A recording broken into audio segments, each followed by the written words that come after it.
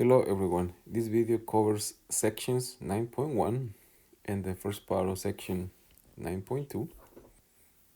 Section 9.1 is still just a review of probability, but the concept we're gonna talk about is called a stochastic process, which you may or may not have seen in Math 380 or 381. In either case, this is a definition. So a random, remember stochastic and random are technically the same thing. So a random function z of t that depends on omega is a family of random variables depending on the parameter t, where t belongs to some set. Now t could belong technically to any set of real numbers, but for the purpose of our class, t is going to be time. So if t is time, then the random function is called a stochastic process, which is what we're going to be dealing with in the whole semester. Meaning that everything that is left in the class will always have to do with the stochastic processes at some point. Okay, so the next concept related to stochastic processes is this. We have something called a filtration. So a filtration is just an increasing sequence of algebras included on the main algebra. So like the zero algebra is included in the first algebra and the second algebra and so forth. Okay? So here AN, the algebra AN, means the information that is available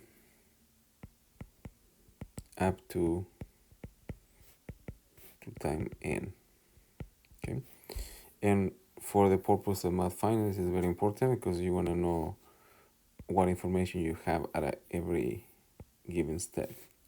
So the algebra AN just means the information that you have available until up to time n. And as you can see, A1 will have more information than A0, AN will have more information than AN minus 1, and so forth. And the algebra contains all the information you need. Right? So the next part related to the filtration is the concept of adapted. So we say that a stochastic process Z of n is adapted to the filtration, where this is what we mean by filtration, if Cn is an measurable for each m. Now we talk about measurable in the last video or the last class, but what this means is that if Cn is an measurable,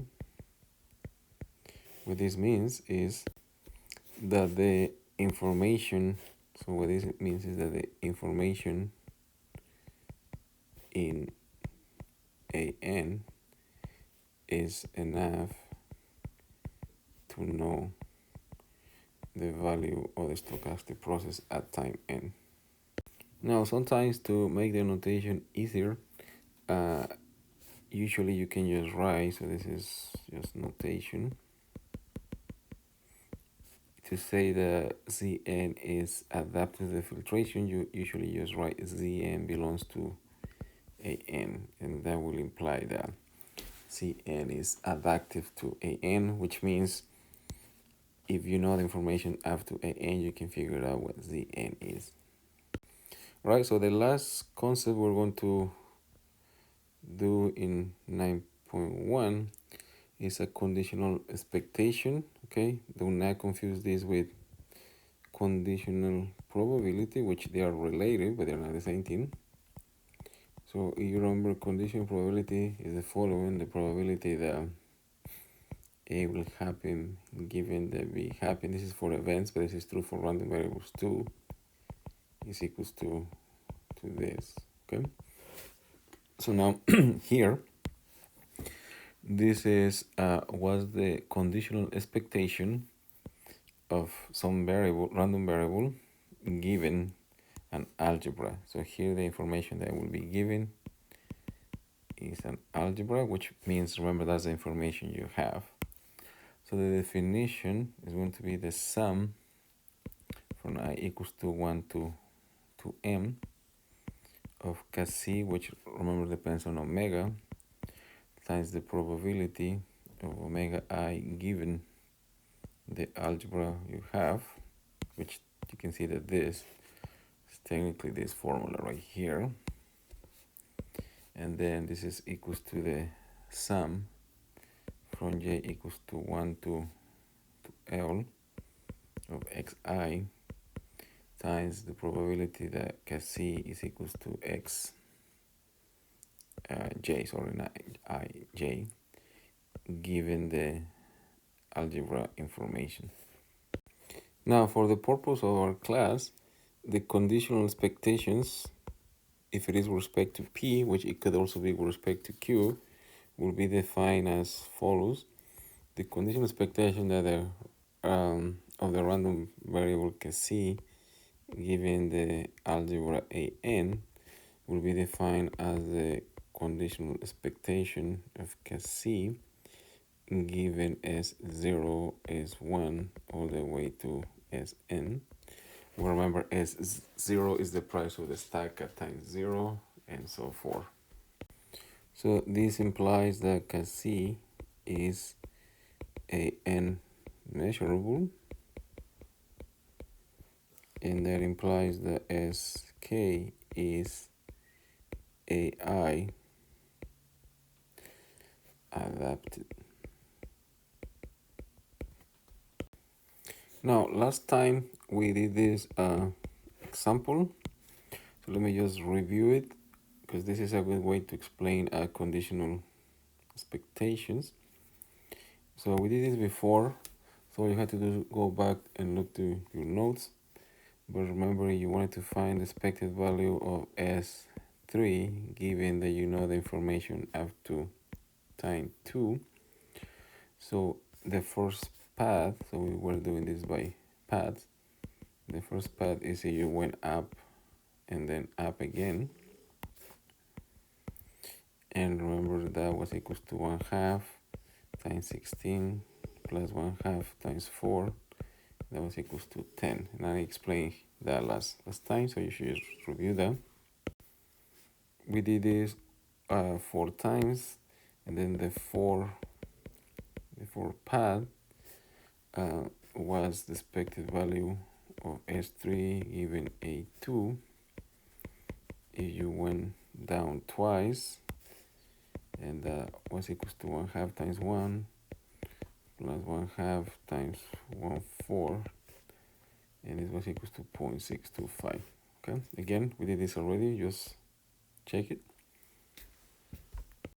And we also found nested expected values like this. Okay.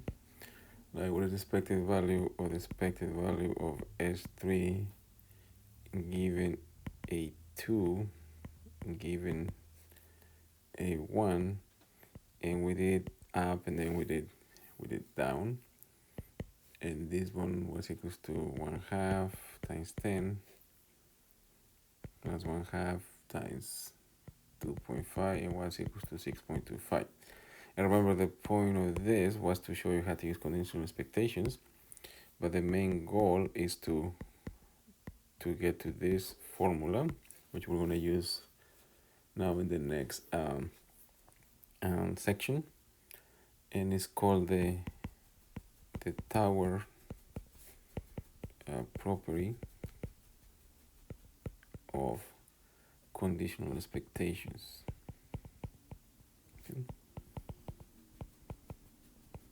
So this one is going to be very, very useful, and it says the following: that the expected value of some random variable given the algebra at an-1, or at time n-1, given the algebra at n-k, okay, that this is equals to the expected value of the random variable given the algebra at time n-k, where here 0 is less than L less than K, and this is less than or equals to n, and it should be actually L, not 1. So in essence, that means that this it's this one. So notice how you went from 2 conditional expected values to just 1. Now a special case of this is the following: that the expected value of Cassie given the algebra of time n is just equals to the expected value of Cassie, which makes sense because this is a random variable, and when you take the expected value of a random variable, it kills the randomness, and you just get a constant. So remember, the expected value is always just a constant; it doesn't change. While a conditional expected value, it is technically a random variable too. Now, section 9.2 is about martingales, and we're going to do this multiple times because people have a hard time with this. We're going to do the discrete case first, and then later we're going to go to the continuous case. So this is the definition of a martingale. Zn, remember, which is a stochastic process, is a martingale with respect to a measure.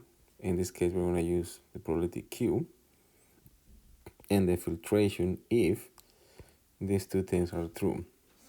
First, the expected value has to be finite, and second, the conditional expected value of Cn plus 1 is just equals to Cn. So this is a very special case of what we did right now. What this means is the following. It means that the conditional expectation or the next observation, that's what n plus 1 will be, okay, given the past observations, okay, is equal to the most recent observation. Okay, so this is a big deal for math finance because it essentially means this: the expected value, let's say, of xn, which will be the next observation, given that you know x0, x1, all the way to xn, is just equals to xn, which is the current observation, which means you cannot look into the future, which is a big deal for math finance. Again, this is only true if it is a martingale. This conditional expectations is not always equals to this, but if this happens, then this will be called a martingale. So to be a martingale, it has to satisfy these two things: the expected value has to be finite, and then this conditional expectation has to be true. Okay? Now, right now we're going to focus on martingales, but if this was less than or equal, then it will be called a super martingale, and if it's greater or equal, then it's called a sub martingale. So let's look to the most basic example of a martingale. So a random walk, in case you have never seen one, is the following. It says let x1, x2, all the way to xn to be IID, which remember it means identical and independently distributed. Okay? Where this is the case, the probability that any value, that the probability that the random variable, or that the value for xn is equals to 1 is equals to 1/2, and the probability that xn is equals to -1 is equals to -1/2. Okay, this is for all the n. So it is called random walk because you can start here, and there is a half chance you go to the right, and then half you go to the left, and then half if you end here, there is half can go here, or half, you can go there. Okay, so that's the most basic random walk. So then define or let then Zn, the stochastic process, to be the sum from I equals to 1 to n of xi for n equals to 1. So technically this will be x1 plus x2 all the way to xn. So that's the definition of Zn. Okay. Now notice that the expected value for xi it will be equals to 1/2 times 1 plus 1/2 times -1, which is equals to 0. Okay, so therefore that implies that the expected value for x, the absolute value of xj, it will be equals to 0 for all I. Okay, so that implies then that the expected value of Zn, which will be the sum of this, so it will be the expected value of the sum of x1 plus x2 all the way to xn. This will be less than or equals to the sum, well, of 0 and times, which is finite. So the first condition is satisfied. Okay, so this is condition number 1. What about condition number 2?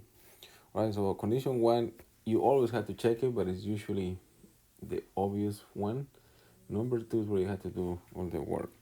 So number 2, you need to show that the expected value of Cn plus 1 given x1, x2 all the way to xn, where remember this is the information or the algebra. So you need to show that this is equals to just Cn. So this is what we need to show this. Okay. Right, so here notice, this is going to be the key to the problem.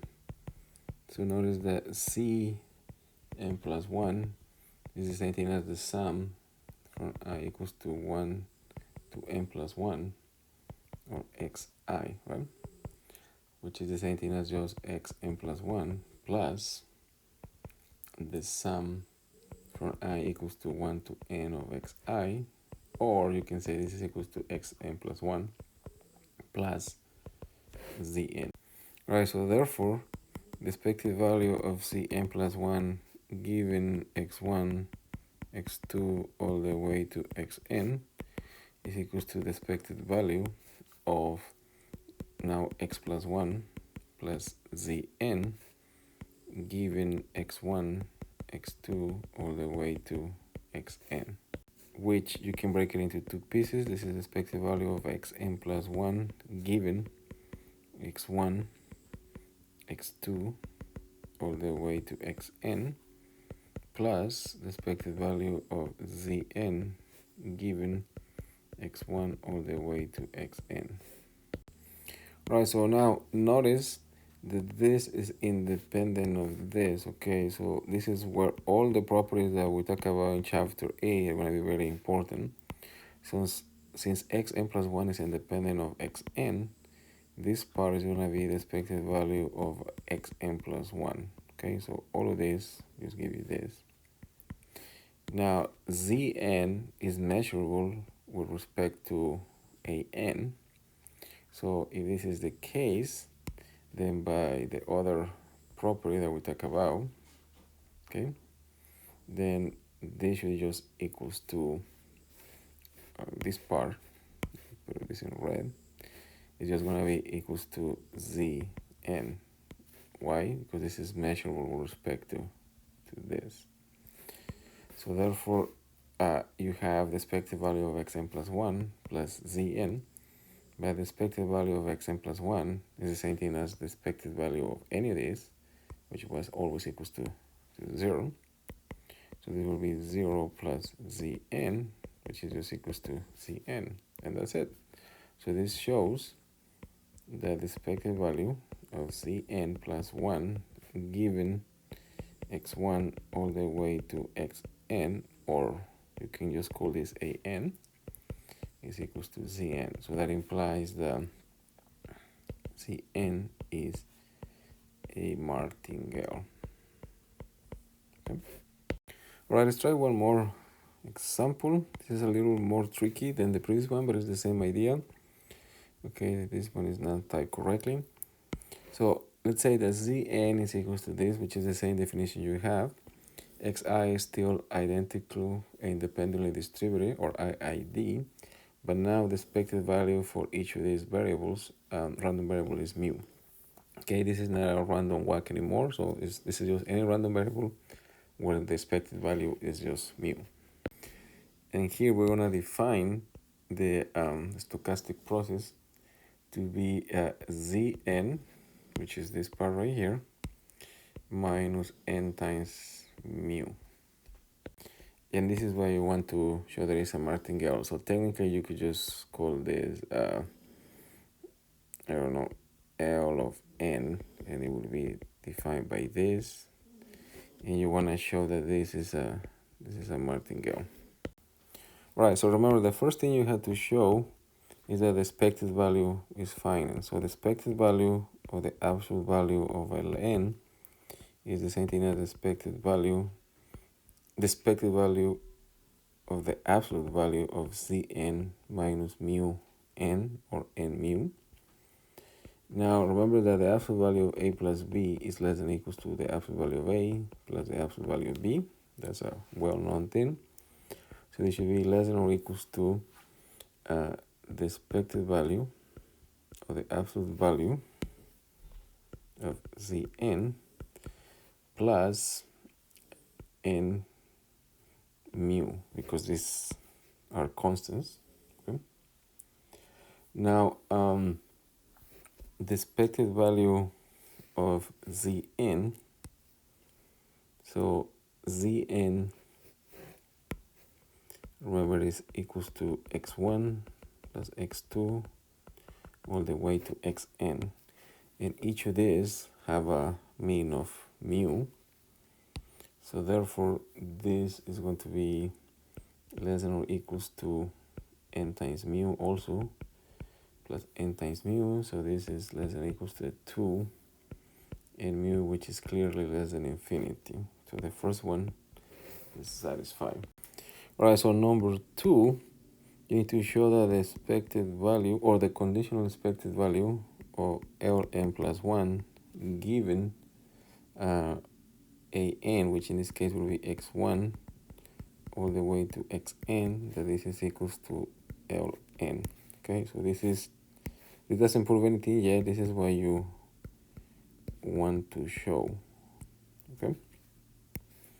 All right, so now notice that Ln plus 1 is the same thing as Cn plus 1 minus n plus 1 times mu. Okay, so just keep track of that.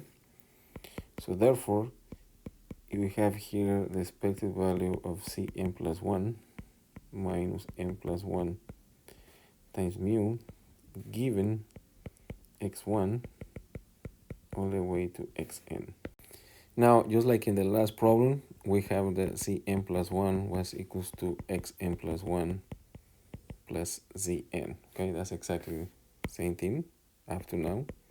So therefore, from here, we have the following. This is equals to the expected value of Zn plus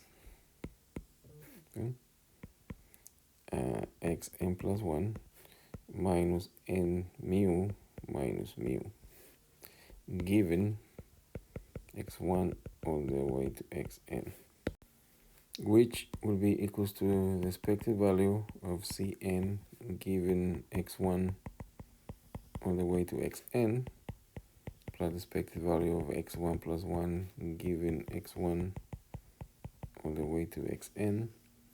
And then since these are constants, the expected value, the conditional expected value doesn't matter, so this is just n mu minus mu. Now using the same logic as the previous problem, this part is going to be Zn because it is measurable, and then the expected value of this one will be just the conditional expected value of this part is just the expected value of xn plus 1 since they are independent. And by independent, I means xn plus 1 is independent of all of this. And this just equals to mu. So therefore, it will be mu minus n mu minus mu. And you can see here that the mu's cancel. And then this will be Zn minus n mu, which is what we call Ln. So therefore, the second condition is satisfied, and that implies that Ln is a martingale. Okay. All right. So this is the first take on martingales. We'll review this next class, and we're gonna see martingales multiple times during the class. But this is the first taste of it. So that's it for this video, and I'll see you next week.